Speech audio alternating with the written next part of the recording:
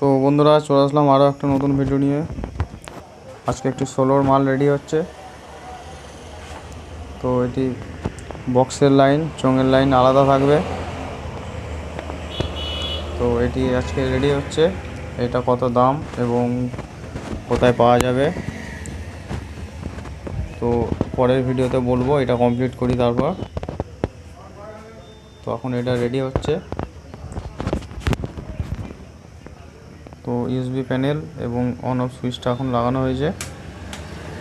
তো এরপরে DC connection করব, সার্কিট গাঁথতে হবে আর আউটপুট যে সকেট হয় সকেট লাগাতে হবে। দেখতেই পাচ্ছ ক্যাবিনেট কোথায় পাওয়া যাবে সব পরের ভিডিওতে আমি বলে দেবো এবং কত দাম সব বলে দেবো।